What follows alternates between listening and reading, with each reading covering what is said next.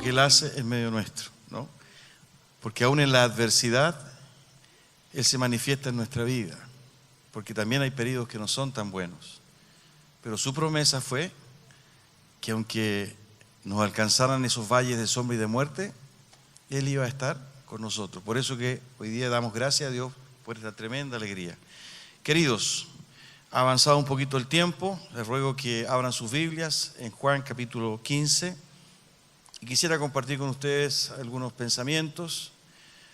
Como les dije la semana pasada, nosotros estamos en el mes de marzo centrándonos derechamente y a propósito del comienzo del año, ¿verdad? Porque se acuerdan que decíamos la semana pasada que llega marzo, ¿verdad? Y empieza la actividad y el frenesí de la actividad y empiezan los compromisos, ¿verdad? Y sin darnos cuenta nos volvemos a sumergir en las rutinas que muchas veces son agotadoras, cansan. Pero era importante detenernos un poquito para meditar en cómo de alguna forma nosotros poder enfrentar este nuevo año o enfrentar esta vorágine, entendiendo que el solo hecho de haber conocido a Jesucristo como nuestro Señor y Salvador, el solo hecho de tener una relación, ¿verdad?, de fe en Él, debiera impulsarnos, ¿verdad?, a una forma de vida distinta. Y una de las cosas que vimos la semana pasada es que precisamente nuestro Señor nos ha llamado, se nos ha revelado. ¿Se acuerdan de quién estuvimos hablando, lo que vino el domingo pasado? Estuvimos hablando de a uno nomás, porque si hablan todos, sí, claro, de Moisés, ¿no es cierto? Estuvimos hablando de Moisés. Y lo que retuvimos es que cómo Dios se revela a Moisés para un propósito, ¿no es cierto? Y le pide a Moisés, después de 80 años, porque Moisés tenía 80 años, cuando tiene esta relación con Dios, ¿no?, es enviado a Egipto a liberar a su pueblo, ¿no? Entonces se produce todo un proceso de transformación. ¿Se acuerdan que estuvimos viéndolo en capítulo 3 y 4 de Éxodo? ¿Se acuerdan, no? Sí. Eso, gracias. Gracias, hermano. Hoy día quiero que sigamos avanzando en esa dirección y quisiera que pudiésemos leer esta enseñanza de Jesús a sus discípulos. Ya han pasado cientos y cientos de años, Moisés quedó atrás, el pueblo de Israel quedó atrás, y ahora aparece la vida de Jesús y aparece la realidad de los discípulos. Y en el capítulo 15 de Juan, si ustedes me acompañan, vamos a leer algunos versículos en la versión NBI. Hasta el versículo 10 dice: yo soy la vid verdadera y mi Padre es el labrador. Toda rama que en mí no da fruto, la corta. Pero toda rama que da fruto, la poda, para que dé más fruto todavía. Ustedes ya están limpios por la palabra que les he comunicado. Permanezcan en mí y yo permaneceré en ustedes. Así como ninguna rama puede dar fruto por sí misma, sino que tiene que permanecer en la vid, así tampoco ustedes pueden dar fruto si no permanecen en mí. Yo soy la vid y ustedes son las ramas. El que permanece en mí, como yo en él, dará mucho fruto. Separados de mí no pueden ustedes hacer nada. El que no permanece en mí es desechado y se seca, como las ramas que se recogen, se arrojan al fuego y se queman. Si permanecen en mí y mis palabras permanecen en ustedes, pidan lo que quieran y se les concederá. Mi Padre es glorificado cuando ustedes dan mucho fruto y muestran así que son mis discípulos. Así como el Padre me ha amado a mí, también yo los he amado a ustedes. Permanezcan en mi amor. Si obedecen mis mandamientos, permanecerán en mi amor, así como yo he obedecido los mandamientos de mi Padre y permanezco en su amor. Y salto al versículo 16. No me escogieron ustedes a mí, sino que yo los escogí a ustedes y los comisioné para que vayan y den fruto, y un fruto que perdure.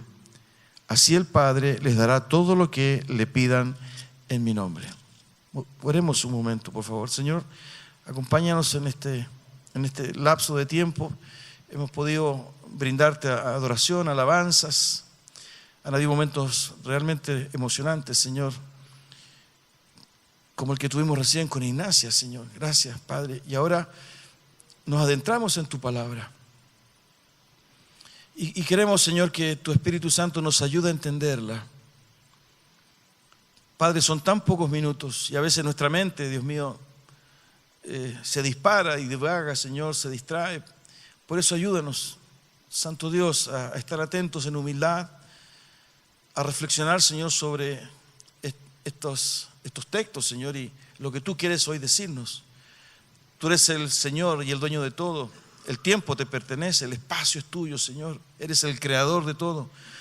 Amado Dios, y en esa convicción entendemos que tú sabías que hoy íbamos a estar en este lugar. Es un momento único, Señor, irrepetible.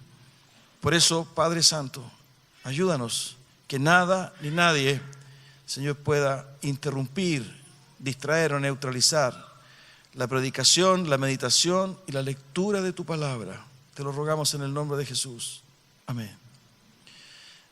Quise, queridos amigos, hermanos, tocar un poco este texto porque definitivamente, ¿verdad?, lo que dijimos la semana pasada, que básicamente señalaba de que somos llamados por el Señor, Él se nos revela en nuestra vida, aparece esta necesidad de conocerle, ¿verdad? Nos acercamos a lo espiritual, ¿verdad? Y Dios responde a esa necesidad y esa búsqueda, pero no es un Dios que quiera ser contemplado a través del éxtasis o a través de conductas místicas, ¿no?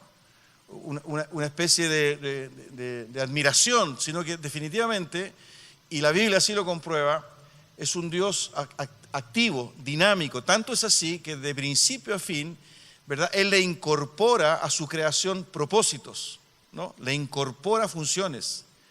Incluso al propio hombre y mujer que es creado en el huerto, ellos tenían un propósito. El pueblo de Israel tenía un propósito. Y cuando llama a Moisés, ¿verdad?, le fija un propósito.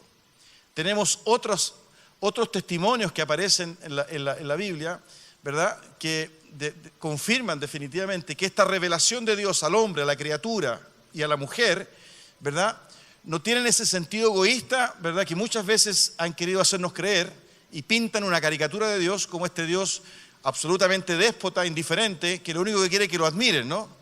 Entonces Él está en el estrado y todas sus criaturas, ¿verdad?, le adoran absolutamente, ¿verdad?, y Él castiga a los malos y premia a los buenos. Esa no es la imagen que nos entrega la Biblia. Lo que nos entrega la Biblia es un Dios de misericordia que se revela con un sentido, con un propósito.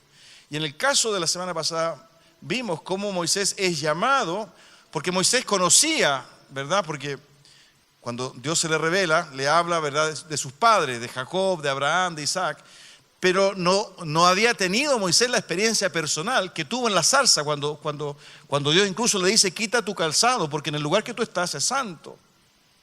Y además le dice: quiero que vayas a Egipto y liberes a mi pueblo. Y además le dice: yo estaré contigo. Bueno, veíamos el domingo pasado que hay un diálogo que es muy interesante porque Moisés se excusa en 5 oportunidades, no quería ir, pero finalmente obedece y va. Pero el sentido y el propósito, ¿verdad?, es cómo Dios en una vida, ¿verdad?, que prácticamente estaba escondida, anónima, ¿verdad?, en algún lugar del desierto, a los 80 años Dios llama con un sentido y con un propósito. Y ese principio también nos alcanza a nosotros. Y en lo que hemos leído, ¿verdad?, que es una enseñanza de Jesús a sus discípulos, vemos exactamente el mismo principio. Y quise que leyésemos el versículo 16, porque de alguna forma resume lo que acabo de decir, ¿verdad?, al señalar a Jesús: no me escogieron ustedes a mí, sino que yo los escogí a ustedes y los comisioné para que vayan y den fruto, un fruto que perdure. Aparece exactamente el mismo principio. El llamado de Jesús a un grupo de hombres, ¿verdad?, con el propósito de enviarlos y que ellos pudiesen, ¿verdad?, dar fruto, un fruto que perdure, un fruto que permanezca. Y todos los pasajes anteriores en este capítulo 15 nos reflejan esa realidad, la realidad de que Jesús llama, Jesús convoca, Jesús invita, Jesús se revela definitivamente como lo muestran los evangelios. Yo soy, que es lo que entrega el libro de Juan, ¿verdad? Yo soy el camino, yo soy la resurrección, yo soy el buen pastor, yo soy el pan, ¿no? Pero se revela con un propósito y con un sentido. Vimos también la semana pasada cuando el Evangelio de Marcos en el capítulo 3 relata precisamente la elección que hace Jesús de sus discípulos. Y dice el texto en uno de los versículos, dice el texto que los llamó para que estuviesen con él y luego los envió a predicar. Es decir, esta experiencia, ¿verdad?, transformadora de estar con Jesús, de vivir la gracia, la misericordia, el perdón de Jesús, de vivir esa relación íntima, ¿verdad?, donde finalmente comenzamos a ser transformados, pero que finalmente decanta en un propósito de Jesús para nuestra vida, compartir esto con otros. Que otros sepan. Porque si hay algo que tiene el mensaje del Evangelio, y esto es una diferencia notoria respecto de muchas otras manifestaciones religiosas, es la agresividad de la misión. La agresividad, ¿verdad?, del mandato de Jesús cuando Él asciende y le dice a sus discípulos, id y haced discípulos. De tal manera, ¿verdad?, que todos aquellos que son convocados, que son llamados y que forman parte de la comunidad de Dios, como cristianos, como discípulos, están en ese propósito de ir y hacer discípulos, de compartir, de vivir esa experiencia. Y acá en este capítulo 15 de Juan, Jesús entrega, ¿verdad?, una o dos pistas que son claves y son fundamentales. Tanto es así que en un momento, ¿verdad?, Jesús dice que si no permanecen en Él, no pueden hacer absolutamente nada. Versículo 5. El que permanece en mí, como yo en Él, dará mucho fruto. Separados de mí, no pueden ustedes hacer nada. Esa expresión, separados ustedes de mí, no pueden hacer nada, es muy agresiva, es muy violenta. Desafía, ¿verdad?, el ego humano. ¿A qué se referirá Jesús? Definitivamente, ¿verdad?, volvemos al comienzo. Jesús está hablando de frutos. Jesús está hablando, ¿verdad?, pero no de cualquier fruto, sino que Jesús está hablando de frutos que glorifican a su Padre. Fíjense el versículo 8. Mi Padre es glorificado cuando ustedes dan mucho fruto y muestran así que son mis discípulos. Por consiguiente, estamos ubicados, ¿verdad?, en un contexto bastante específico que tiene que ver definitivamente con aquellos frutos, que tienen que ver con aquellos resultados, con aquellas consecuencias, ¿verdad?, que se originan en la intimidad con Jesús, porque sin Él nada podemos hacer, pero que además, ¿verdad?, no solo se originan en la relación personal y en la intimidad con Él, sino que además glorifican a Dios. Y eso es importante entenderlo, ¿verdad? También lo vimos la semana pasada cuando hablamos de Lucas capítulo 10, cuando Jesús envía a los 70 discípulos y les dicen, vayan a las aldeas, ¿verdad?, a donde yo voy a ir. En otras palabras, ¿verdad?, esta manifestación del reino es liderada por el propio Dios, creador y todopoderoso, donde sus discípulos, los que conforman este reino, son enviados, llamados para dar testimonio, hombres y mujeres que permanecen en una relación íntima, ¿verdad?, de tal manera que en esa relación íntima, estos hombres y estas mujeres, discípulos de Jesucristo, hacen aquello que glorifica a Dios. No lo que se les ocurra, no lo que ellos creen que es bueno, sino que en la intimidad con el Señor, ¿verdad?, ellos logran finalmente hacer o dar frutos que lo glorifican.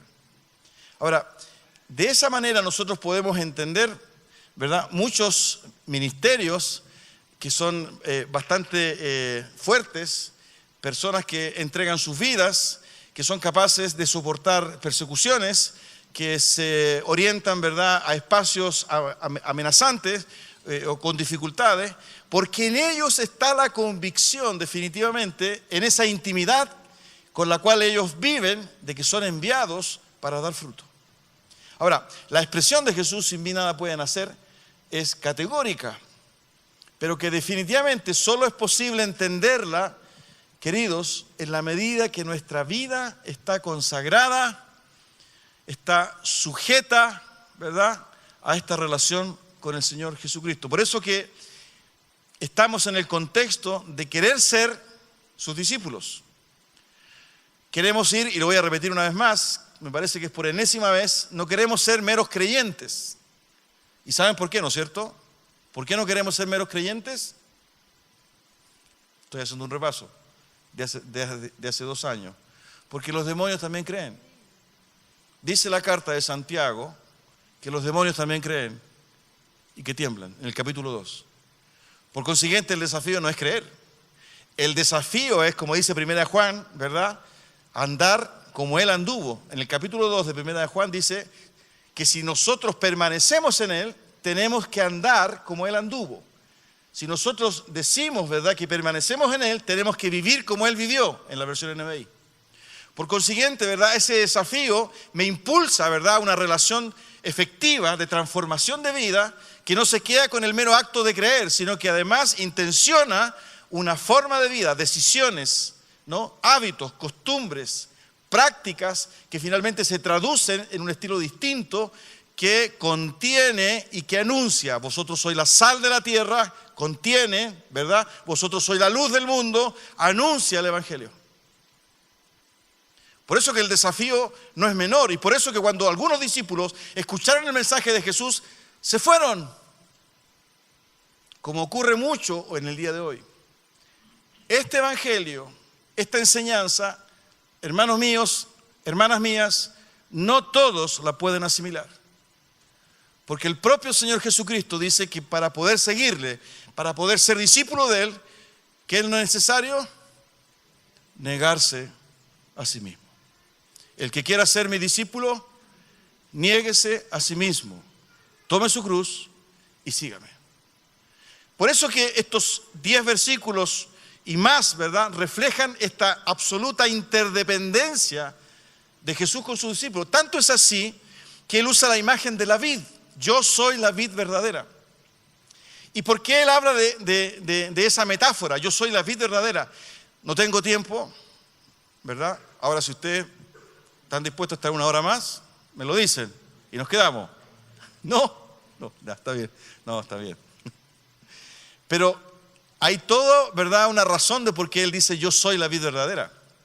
Cuando uno va a los Salmos, va a Isaías, uno se da cuenta que hay una metáfora que señala de que Israel era la vid, ¿no? Hay hermosos pasajes en Isaías capítulo 5, por ejemplo. Sin embargo, Israel no dio los frutos que Dios esperaba. E incluso dice el profeta, eran frutos agrios. Entonces, dada esa condición de por qué Israel no fue capaz de dar frutos buenos, sino agrios, ¿verdad?, aparece una nueva vid. Aparece un nuevo pueblo, aparece un nuevo Israel. Pablo en Romanos capítulo 2 dice que los verdaderos israelitas son aquellos que son los que están circuncidados en el corazón. Es decir, aparece definitivamente, ¿verdad?, esta etapa de la gracia a través de la fe en Jesucristo, y Dios levanta, ¿verdad?, una nueva nación donde precisamente los discípulos y las discípulas que conforman, o los integrantes de esta nueva nación, ¿verdad?, están conectados, o como lo dice Jesús, ¿verdad?, son parte de esta nueva vid, donde Él es la vid. Yo soy la vid verdadera. Por consiguiente, ¿verdad?, lo que está planteando Jesús en esta enseñanza tiene que ver ni más ni menos con una nueva comunidad que se está formando. Tanto es así, ¿verdad?, que descarnadamente Jesús en los primeros versículos dice: toda rama que da fruto la poda, toda rama que en mí no da fruto la corta. Es decir, hay un proceso definitivamente en esta comunidad, en aquellos que integran, ¿verdad?, este nuevo pueblo, donde Él es la vid, y que se nutren, ¿verdad?, estos pámpanos, estos frutos, ¿verdad?, que se nutren, viven un proceso. Los que no dan frutos son cortados. Pero los que sí dan frutos son podados. Y ustedes saben que la poda también es corte. Es decir, hay, ¿verdad?, un proceso dinámico que está orientado a dar frutos definitivamente. Por consiguiente, cuando nosotros nos acercamos a este concepto de llamado, cuando nosotros de alguna forma nos enfrentamos a lo cotidiano de la vida, Cuando de alguna manera, ¿verdad?, sin darnos cuenta, estamos entrampados, ¿verdad?, en una vorágine de actividad, de hacer, es relevante entender, ¿verdad?, lo que Jesucristo comenzó alguna vez a hacer en nosotros, ¿no? Incluso Pablo lo dice: aquel que comenzó en vosotros la buena obra, la perfeccionará hasta el día de Jesucristo. En algún momento Jesús comenzó en nosotros la obra. ¿Qué ha pasado en nuestra vida?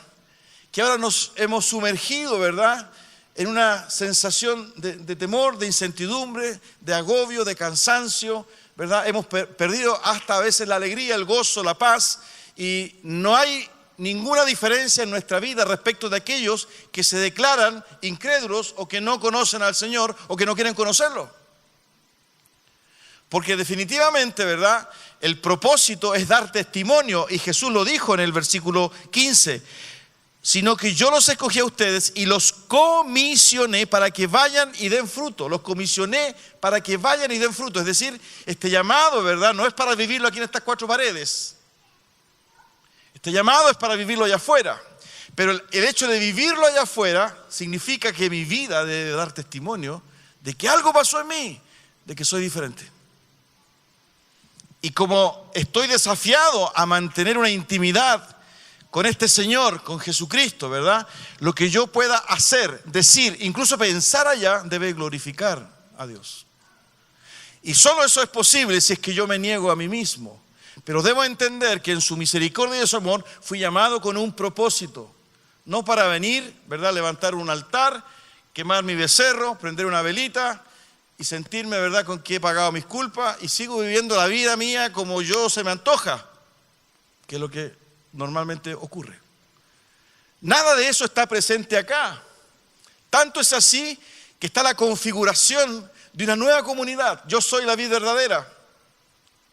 Se está conformando algo, un pueblo, una comunidad, un grupo de hombres y mujeres transformados, perdonados, justificados, que se han humillado y que se han quebrantado, que han sido, ¿verdad?, empoderados, a los cuales se les ha entregado el Espíritu Santo para que den testimonio, para que vayan y den fruto, para que ese fruto permanezca y para que ese fruto glorifique a Dios. Porque sin mí, sin esta presencia del Espíritu Santo, no lo pueden hacer. No lo pueden hacer. A través de una paráfrasis, ¿verdad?, es un poco el resumen. Y no es arrogancia, esto no es discriminación, ¿verdad? Esto no, porque a este tipo de mensajes y de texto, ¿verdad?, se le acusa de eso. Pero la palabra de Dios es la que está hablando. Jesús fue tremendamente categórico. Tanto es así que en esta propia enseñanza Él dice: los que no dan fruto yo, los cortamos y los echamos al fuego.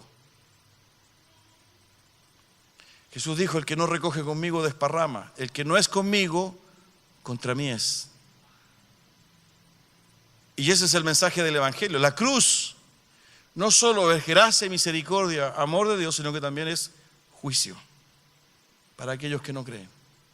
Ese es el Evangelio. Es algo fuerte, pero que está impregnado de misericordia y de amor. Porque la propia Biblia dice que Dios no quiere que nadie perezca, sino que todos procedan al arrepentimiento. De tal manera amó Dios al mundo. Pero lo que hay detrás de esto, ¿verdad?, es una lucha entre el reino de Dios y esta cultura y este mundo que el hombre ha construido por influencia, ¿verdad?, del maligno, que es lo que señala el príncipe de este mundo, dice el apóstol Juan en una de sus cartas, el príncipe de este mundo. Pero lo interesante, ¿verdad?, es que estas personas, estos discípulos, hombres y mujeres, han sido comisionados. O sea, tú tienes, ni más ni menos, en esa experiencia que tuviste con Jesucristo, la bendición de poder encarnar en tu vida este evangelio que transformó tu vida para dar fruto. Esto no es un tema estadístico. Si ustedes se fijan, en este pasaje 11 veces Jesús dice, usa la palabra permanecer en mí. 11 veces. Por consiguiente, ¿verdad?, esto no es algo que quede al arbitrio de cada uno de nosotros, sino que de alguna forma está vinculada a la intimidad que debiéramos tener con Él para saber o para vivir, ¿verdad? O para manifestar o para expresar esta nueva vida que debiera dar testimonio de Él. Y como es parte de un proceso, ¿verdad? No es sencillo. Por consiguiente, hay algo que el Señor puso en nosotros. Hay algo, ¿verdad?, que se nos confió. Yo ya lo he dicho en otras oportunidades, cuando Jesús resucita y asciende, no es que terminó, sino que al contrario, la pega sigue y continúa, y con tal desafío que Jesús le entrega a la iglesia, a sus discípulos, lo que Él venía haciendo, la proclamación y el anuncio del reino de Dios. Hoy somos nosotros. Por eso es que es tan relevante esto. Porque hoy día, por ejemplo, ¿verdad?, enfrentamos un cambio de gobierno. Tenemos una opinión del anterior y una opinión del que viene. Hay algunos que están a favor o en contra. Hay algunos que se asustan, que se preocupan, ¿verdad? En este año, ¿verdad?, comenzamos con expectativas de trabajo, de educación, de universidad. En fin, nos enfrascamos, como todo el mundo, en estas prácticas, en estas tensiones que muchas veces, ¿verdad?, nos alejan de la familia, nos agotan, nos cansan, en fin. La pregunta es, ¿cuál es la diferencia con aquellos que no conocen al Señor?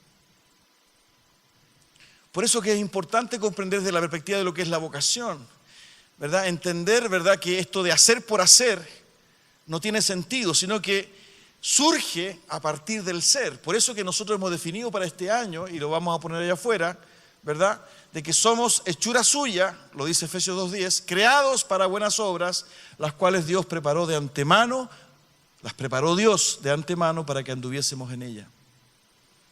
A eso fuimos llamados. Por eso que este reino de Dios se expande a través de la iglesia, a través de la iglesia de Dios, la iglesia universal de Dios, no de la iglesia evangélica, no de la iglesia aliancista, o de la iglesia de Las Condes, de la iglesia Cordillera. Es la iglesia de Dios, donde hay hombres y mujeres en otras comunidades, en otras iglesias, ¿verdad? Hombres y mujeres que insospechadamente aman y tienen fe en este Dios, que viven esta experiencia, ¿verdad?, que son transformados, pero que anuncian el reino con sus vidas.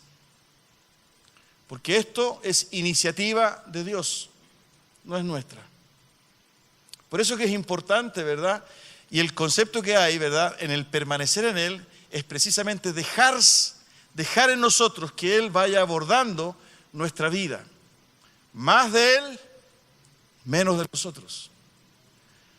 Más de Él, menos de nosotros. Por eso que esto perfectamente lo podemos insertar en la enseñanza de Jesús en el Sermón del Monte. Cuando Jesús enseña y dice, ¿oíste que fue dicho? Amarás a tu hermano y aborrecerás a tu enemigo. Pero yo digo, amad a vuestros enemigos. Orad por aquellos que os insultan. Bendecid a aquellos que os ultrajan. Esa enseñanza de Jesús, ¿verdad?, que pudiese estar en el idealismo absoluto, tiene sentido, ¿verdad?, desde la perspectiva, ¿verdad?, del permanecer en Él.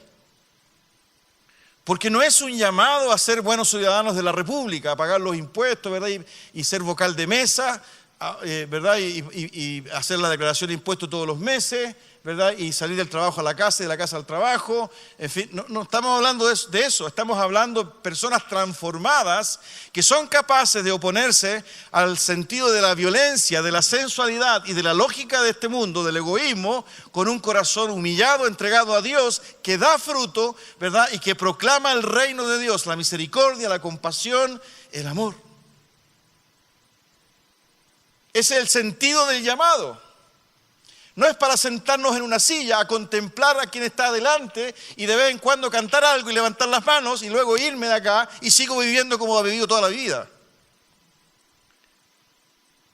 Hay una transformación, por eso que esto es serio. Y por eso que Jesús no tuvo ningún problema en plantear la seriedad del Evangelio, la seriedad del reino. El que no recoge conmigo desparrama, el que no es conmigo contra mí es. porque es un tema de vida o de muerte. Y hoy no es distinto. Hoy no es distinto. Fuiste llamado para eso y Dios te dio la gracia y la misericordia. Porque todos luchamos, no es que yo haya caído del Sinaí, ¿verdad? No, todos luchamos. Se nos hacía una invitación hace un momento, ¿verdad? Respecto de nuestras necesidades. Todos estamos en un proceso. Todos luchamos con nuestras pasiones. Todos luchamos con nuestro carácter. Por supuesto que sí. La diferencia está en lo que creemos y en lo que entregamos de nosotros a este Dios. Porque definitivamente, ¿verdad? Si hacemos una raya para la suma, la diferencia está entre la gloria de Dios y la gloria nuestra. Por eso que esta concepción de negarnos a nosotros mismos no es popular. No es popular. Y le pasó al propio Señor Jesucristo, cuando muchos discípulos se dieron vuelta y se fueron. Este compadre habla muy fuerte, esto no es para nosotros, Shaolin. Shaolin significa en griego nunca más.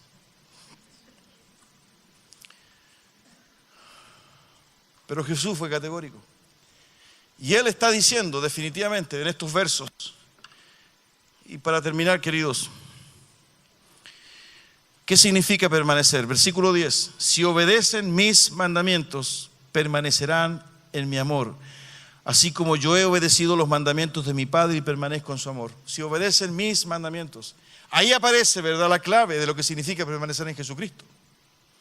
Jesús, al final del Sermón del Monte, Él dice, el que oye mis palabras y las hace, le compararé con un hombre sabio que edificó su casa ¿sobre qué?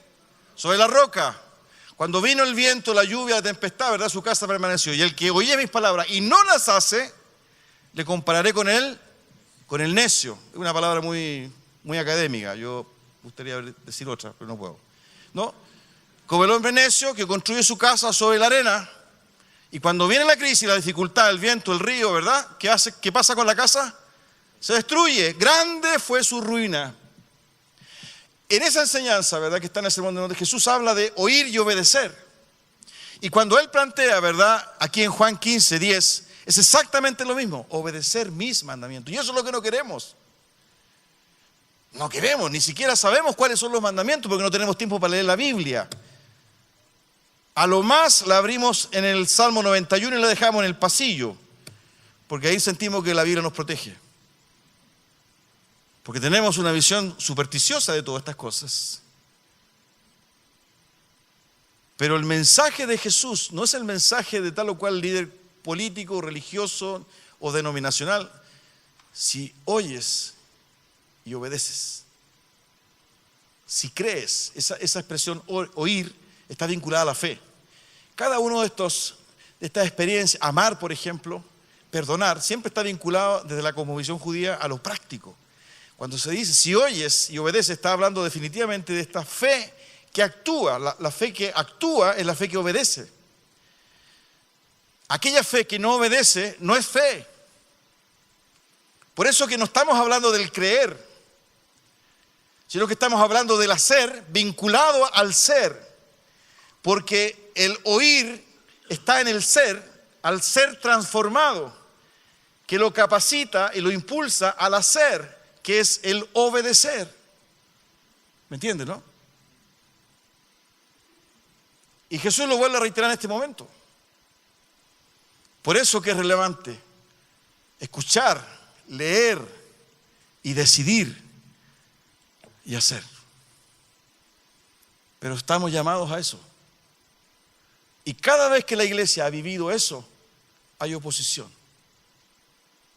Porque estamos en una cultura que resiste el reino de Dios.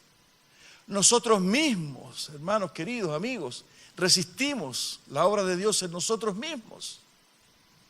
Nosotros mismos buscamos de alguna forma muchas veces algo que nos acomode, que sea placentero, que sea confortable, ¿verdad? Y todo lo que sea de Dios, ¿verdad?, lo vemos un poco más lejano, salvo cuando estamos en crisis. Porque cuando estamos en crisis y en conflicto golpeamos la puerta. ¿A qué hora en la iglesia, pastor? Los cultos, ¿a qué hora son? ¿Qué día? Y estamos matiné, muy noche, ¿verdad? Porque estamos en crisis y en conflicto. Pasó la crisis y el conflicto, De nuevo colocamos el piloto automático, velocidad expreso y nos olvidamos. Lo que Dios quiere y lo que hay detrás de esto, ¿verdad? Es lo que he dicho siempre, es una relación para llevar frutos, para entender que hemos sido llamados para cambiar y transformar, porque ese es el sentido de todo esto, y que se origina la transformación de nuestras vidas por la obra de Jesucristo, precisamente requiere esto. La relación permanente con Dios, el conocimiento de esos mandamientos, la decisión de obedecerlo, eso nos hace permanecer en Cristo. Y ojo, porque es exactamente, escuche bien lo que voy a decir, es exactamente lo que vivió el propio Señor Jesucristo. Porque ahí en el versículo 10 Él lo dice. Si usted se fija, así como yo he obedecido los mandamientos de mi Padre y permanezco en su amor. Si Jesús se sujetó a su Padre, si Jesús obedeció los mandamientos de su Padre, ¿cuánto más nosotros? ¿O somos superiores a Jesús? Nuestro Señor, nuestro Maestro, vivió esa experiencia de sometimiento, de sujeción, de obediencia y de fe. ¿Acaso nosotros no? ¿Ustedes creen, verdad, que somos cristianos porque es una herencia cultural o familiar, como lo decimos siempre? Requiere decisiones. Decisiones que comienzan con el arrepentimiento y el quebranto. Si no, lo dice Jesús en el Sermón del Monte, bienaventurados los pobres en espíritu. Las primeras dos bienaventuranzas están vinculadas, ¿verdad?, a ese clic que debe obrar en nuestra vida para reconocer nuestra necesidad de Dios. Por eso que muchas veces el conflicto y la crisis se transforman en bendiciones, porque nos detienen.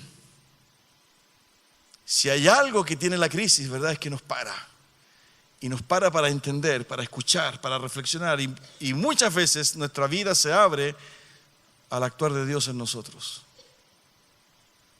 Como dice C.S. Lewis, ¿no?, este escritor inglés, autor de las Crónicas de Narnia, el dolor es el megáfono de Dios. Pero no hay otra forma, queridos hermanos. Por eso quería compartir con ustedes este desafío para involucrarnos un año más, entendiendo que el Señor quiere hacer algo especial en nosotros. Como iglesia hemos tenido la visión del ser discípulos, ¿no es cierto? Este año, ¿verdad?, la visión quiere ir un poquito más allá, quiere hacernos salir de la condición de discípulos para actuar. Y no actuar tal vez institucionalmente, ¿verdad?, haciendo retiros, vigilia, sino que tú puedas actuar allá, en el condominio, en la relación de esposo y esposa que tú tienes en tu casa, con tu jefe en la oficina, con tus clientes, ¿no?, con tus alumnos, con tus profesores, allá, viviendo el Evangelio, llevando fruto, esos frutos que glorifican a Dios, que dan cuenta de que tú eres discípulo, como lo dice Jesús, de una manera categórica, absoluta, como lo dice el Señor Jesucristo y que además glorifican, ¿verdad?, glorifican a Dios. Mi Padre es glorificado cuando ustedes dan mucho fruto, y fíjense, y muestran así que son mis discípulos, y muestran así que son mis discípulos. Es decir, esto tiene un elemento y un componente misionero y evangelístico. No pasa desapercibido, en otras palabras. Tu vida entregada a Jesucristo, portador de la esperanza y del Evangelio, soportando muchas veces la tensión, negándote a ti mismo, no pasa desapercibido. Glorifica a Dios y da testimonio de tu vida. Que glorifique al Señor. No conozco otro evangelio, no sé cómo interpretar de otra forma la Biblia. Jesús decía, el que tiene oídos para oír, que oiga. El evangelio es predicado, cada uno toma sus decisiones. Así decía Jesús. Tengamos un momento de oración. Inclina tu cabeza y cierra tus ojos.